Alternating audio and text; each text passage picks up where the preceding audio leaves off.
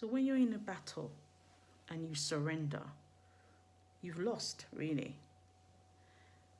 The side that surrenders in the in the event of a battle is the side that has lost to the opponent. And to a certain extent, this is so true. And it's true when we're talking about an opponent, right? It makes sense not to surrender. It makes sense to continue to fight. But when I talk about surrendering, I'm not talking about surrendering to an adversary. I'm talking about submitting and surrendering to God. Because you can't lose when you're aligned and confident, right? And trust in God. So when we surrender, I mean divine alignment. And divine alignment is like the GPS system for life. It is the GPS system in our soul that can be activated and used through prayer to God, who is in control of the universe. So the principle of alignment keeps in mind that the source of everything, God, is always present. We always have the power to bring ourselves into perfect harmony with who we really are.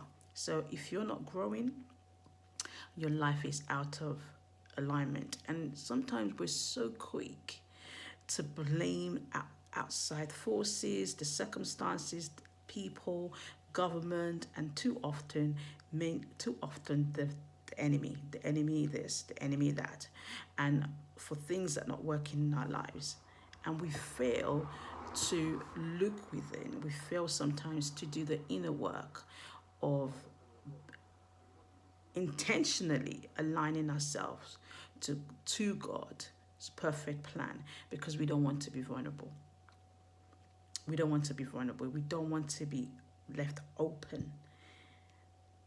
We don't want to let go of what we think about ourselves. We don't want to let go of that circumstances. We don't want to let go of that situation, because we think that by having that total control over that situation, we are in charge. And when we know that we're in charge, at least we have an inkling of what the outcome will be. But if we totally have to surrender and be in total alignment with God and totally trust Him, we don't know what the outcome is going to be. But we know that everything works for our good. Everything works for our good. So why is it sometimes difficult to surrender and let go? Why is it so difficult? Having some level of control give us some sense of security and a willingness to embrace the process, because we know to an extent what to expect. I've been in many, many situations in my life, right, where I had to surrender and come in perfect alignment with what God wants me to do and who He says I am. And every time that I have that shift, I see growth. I see change. I experience fulfillment in aspects of my life. Does that mean that my life is perfect? Far from it. Far from it. When we surrender, when we align ourselves with the creative power of God within us, we have the power to create the life we desire. To surrender, we birth trust. And trust in the universe shows us that the universe conspires every day to make everything work in our favor. So when we surrender, we are partnering with God on this journey. Everything is possible, but nothing is impossible. But we must be intentional about it. You have to be intentional about surrendering. It is not, it's easier said than done, right? You need to get out of your own way. Sometimes we are in our own way. Hey, look at me. I'm here. You need to move out of the way. You know, you can't stand on the path of a moving train traveling at a rapid speed. The impact will either crush you or kill, right?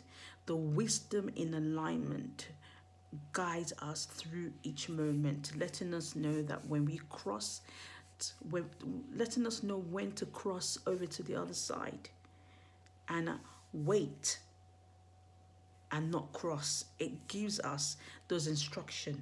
It's time to go. It's time to stop. It's time to move. It's time to leave. It's like the internal GPS directing us and guiding us through our journey so that we are on the right path. Even when you look at nature, nature in itself submits daily to the universal law governing it. If you had a conversation with the birds, you have a conversation with the animals, they're not worrying about their food because they know that it will be provided. They know that this universe is in abundance. We are in abundance, right? Provision has been made for every single one of us. So we got to trust in God's abundance every day. And alignment and trusting God helps us to work in harmony and create continuous growth. Growth doesn't mean that we will sail through life all the time, but we know that whatever we go through, all things will work for our good. So I want to tell you a story about the seed. The seed. To know the creative power of the creator God. The seed, right, has three parts. You have the outer shell coat, then you have a tiny baby plant inside the seed coat called the embryo, right? The third part in the plant food, the third part, right, is the plant food for the embryo, which is called the endosperm. So that is the food that is inside the plant. The outer shell coat is very important because it covers the entire baby plant inside, preventing it from drying out. It also has a super sensory powers with chemicals inside of it, right? That tells when the seed is in the right place to start growing. So even within the seed, there are instructions on when to grow, depending on the environment, depending on where the seed is. The seed knows that when it's in the bag, when you put it in a bag, it's not active, it's dormant. It seems like it's asleep, but it knows that it's not in a conducive environment to grow. So what happens if you keep it there for 100 years, if you keep it for thousands of years, it will still remain a seed, right? So every seed needs three things. They need water, they need the right temperature, and they need light.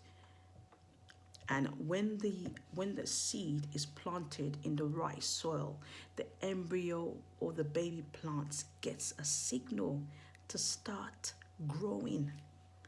It starts to germinate. The embryo has food in it to help it grow whilst it's waiting to be watered. Wow. Isn't that phenomenal? Isn't that phenomenal? It has its own source of energy. The root of the seed grows downwards. Why? Because it needs to be rooted to the ground so that It will not easily fall off, and it would not easily be it would not easily snap. It is well rooted to the ground, and also it's able to get its water because the root is deep. That shows that everything we need is inside us. You know, when people say it's inside of you, people think, oh, what an hocus pocus thing to say. It is inside of us. Everything you need is inside of you. God, in His infinite wisdom, has put in you brilliance, has put in you creativity, has put in you abundance, but we're not tapping in. Why are we not tapping in? Because we think the outside has more than what is on the inside. You grow from within out, that you may prosper as your soul prospers. You know, it's time to start looking within. It's time to start going inwards. It's time to start looking and making a decision. I'm speaking to someone. I don't know who it is. It could be one person, two people. It's time to start making a decision intentionally being in alignment with God's divine plan. It's all in you. And when you begin to operate from the inside out, you begin to grow. You begin to grow because when you are in alignment, God will put you in the right environment for growth. It will lead you to be in the right place. It will tell you when to leave that job. It will direct you when it's time to end a business. It will direct you in what relationships and partnerships you need to get into so that you can continue to grow and not be stagnant. So the seed, when everything is positioned right and everything is in perfect harmony and working in harmony, it starts to germinate and begin to blossom. And what people see is the final product.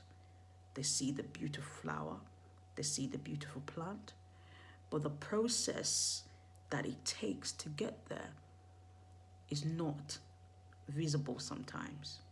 Most times it's not visible. It's time to grow.